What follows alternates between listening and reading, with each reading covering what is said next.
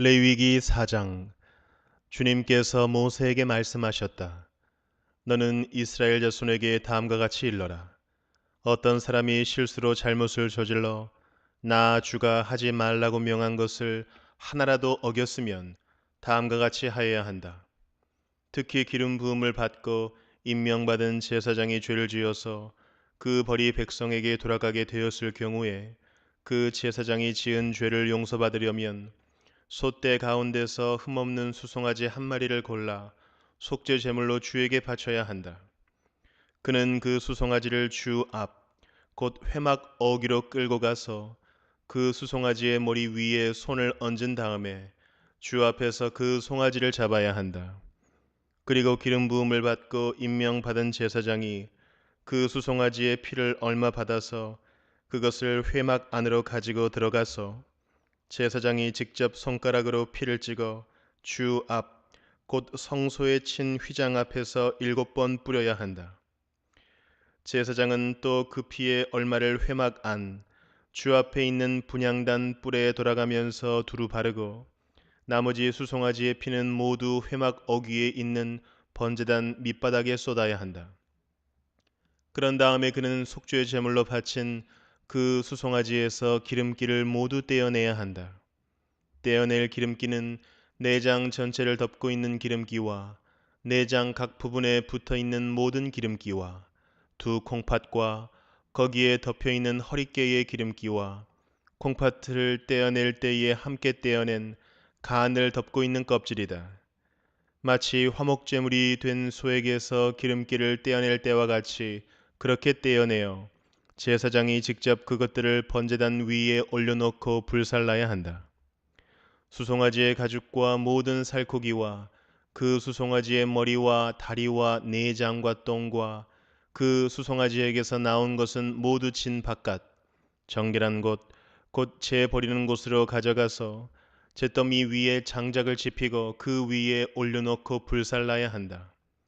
그 수송아지는 재 버리는 곳에서 불살라야 한다. 이스라엘 온 회중이 실수로 함께 책임을 져야 할 잘못을 저지르면 그것은 비록 깨닫지 못하였을지라도 죄가 된다.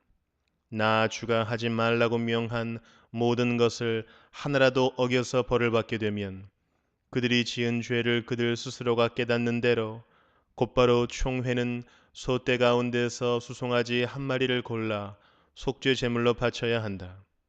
수송아지를 회막 앞으로 끌어오면 회중을 대표하는 장로들은 주 앞에서 그 수송아지의 머리 위에 손을 얹은 다음에 주 앞에서 그 수송아지를 잡아야 한다. 그리고 기름 부음을 받고 임명받은 제사장은 그 수송아지의 피를 얼마 받아서 회막 안으로 가지고 들어가서 제사장이 직접 손가락으로 그 피를 찍어 주 앞, 곧 휘장 앞에서 7번 뿌려야 한다. 그는 또 회막 안, 주 앞에 있는 제단불에 그 피를 조금씩 바르고 나머지 피는 모두 회막 어귀에 있는 번제단 밑바닥에 쏟아야 한다. 그런 다음에 그는 그 수송아지에게서 기름기를 모두 떼어내게 하여 그것을 받아 제단 위에 올려놓고 불살라야 한다. 그는 이렇게 수송아지를 다루면 된다. 이 수송아지도 속죄 제물로 바친 수송아지를 다루듯이 다루면 된다. 제사장이 이렇게 회중의 죄를 속하여 주면 그들은 용서를 받는다. 제사장은 그 수송아지를 진 바깥으로 옮겨 앞에서 말한 수송아지를 불살을 때와 같이 그렇게 그것을 불살라야 한다. 이것이 바로 회중의 죄를 속하는 속죄 제사이다. 최고 통치자가 실수로 나 주 하나님이 하지 말라고 명한 것을 하나라도 어겨서 그 허물로 벌을 받게 되었을 때에는 자기가 지은 죄를 깨닫는 대로 곧 흠없는 순념소 한 마리를 제물로 끌고 와서 그 순념소의 머리 위에 손을 얹은 다음에 주 앞 번제물을 잡는 바로 그곳에서 그 순념소를 잡아야 한다. 이것이 속죄 제물이다. 제사장은 그 속죄 제물의 피를 얼마 받아다가 손가락으로 찍어서 번제단에 뿔에 바르고 나머지 피는 번제단 밑바닥에 쏟아야 한다.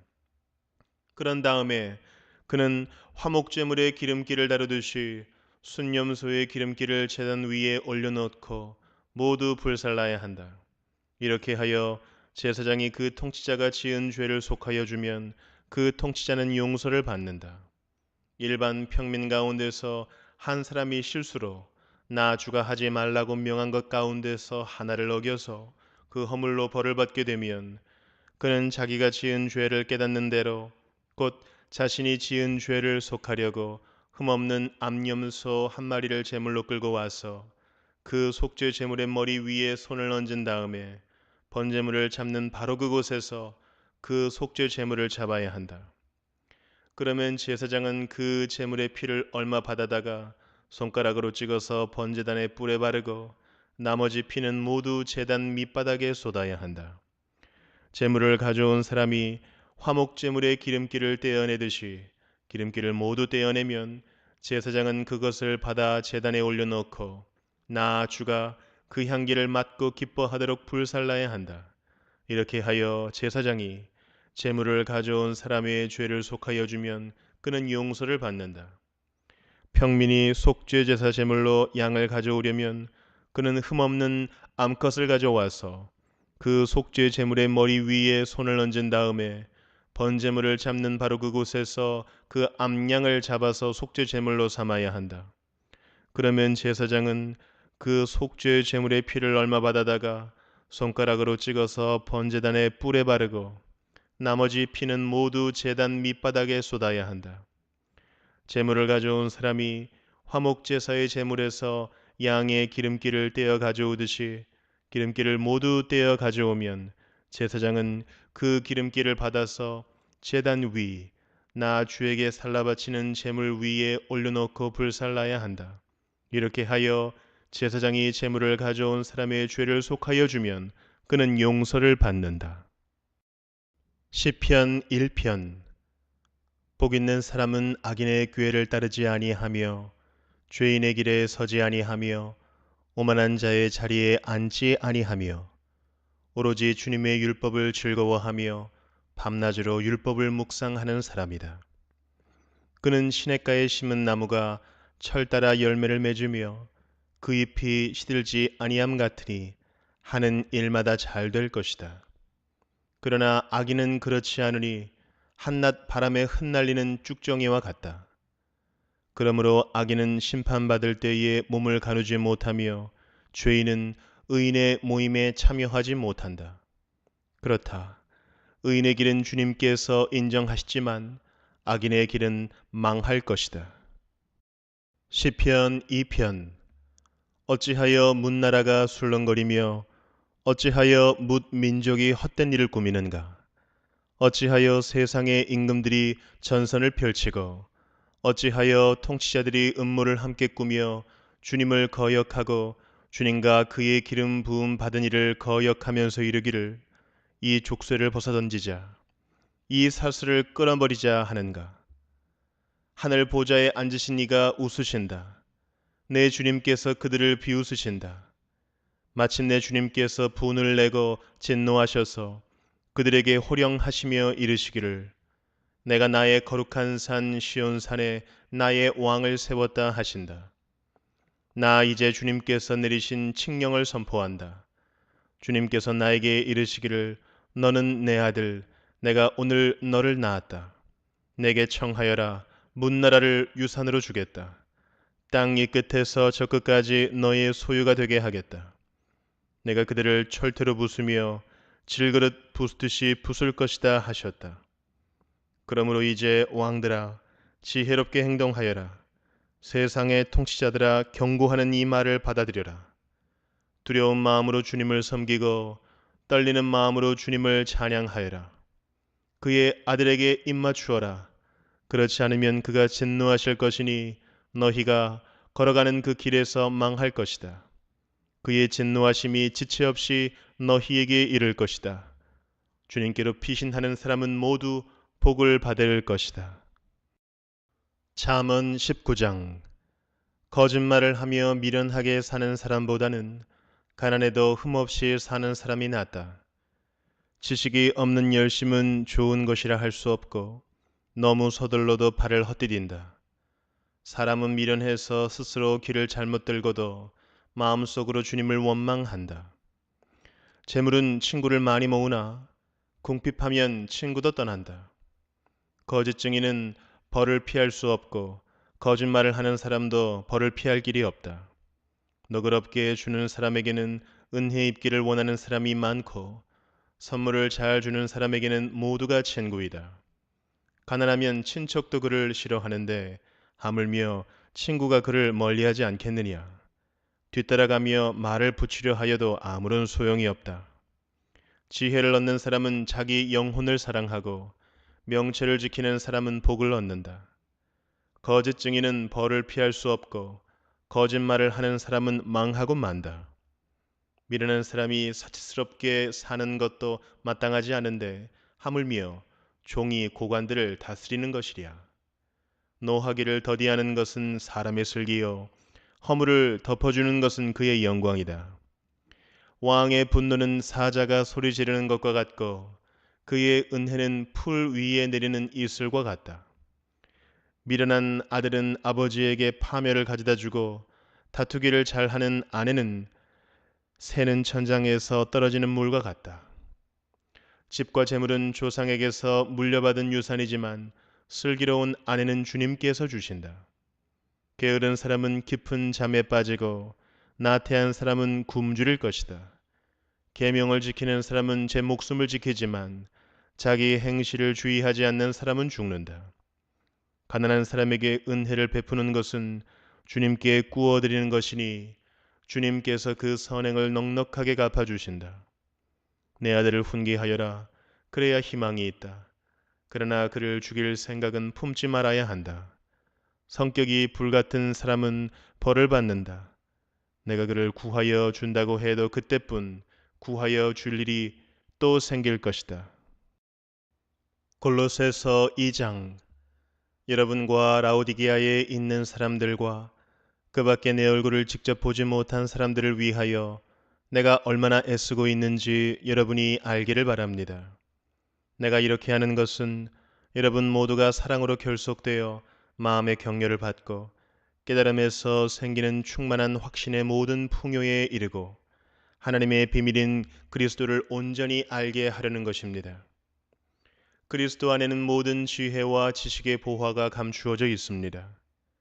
내가 이 말을 하는 것은 아무도 교묘한 말로 여러분을 속이지 못하게 하기 위함입니다. 나는 육체로는 비록 떠나 있으나 영으로는 여러분과 함께 있으며 여러분이 질서 있게 살아가는 것과 그리스도를 믿는 여러분의 믿음이 굳건한 것을 보고 기뻐하고 있습니다.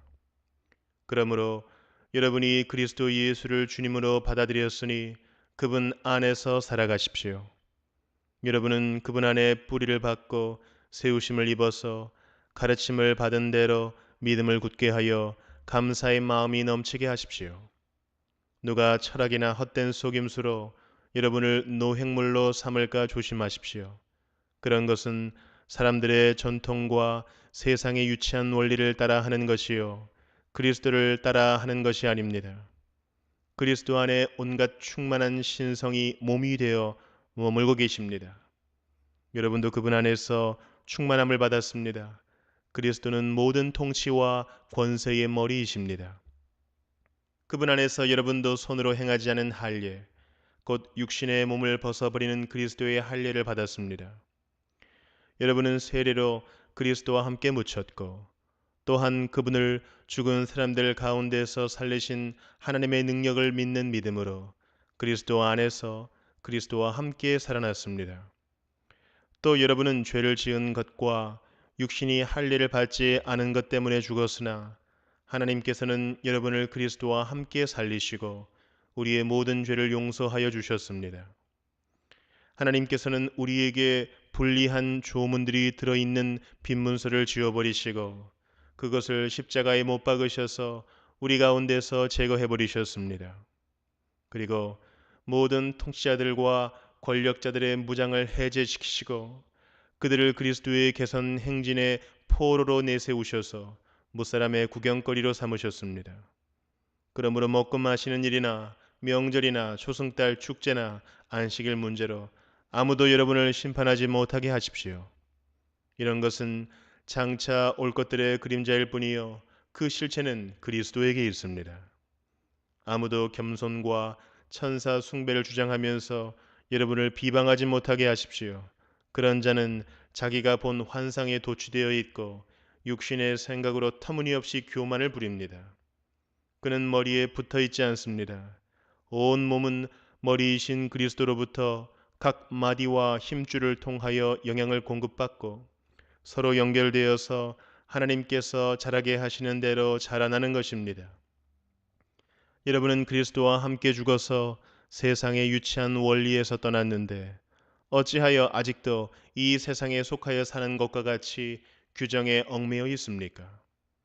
붙잡지도 말아라, 맞보지도 말아라, 건드리지도 말아라 하니 웬 말입니까? 이런 것들은 다 한때에 쓰다가 없어지는 것으로서 사람의 규정과 교훈을 따른 것입니다.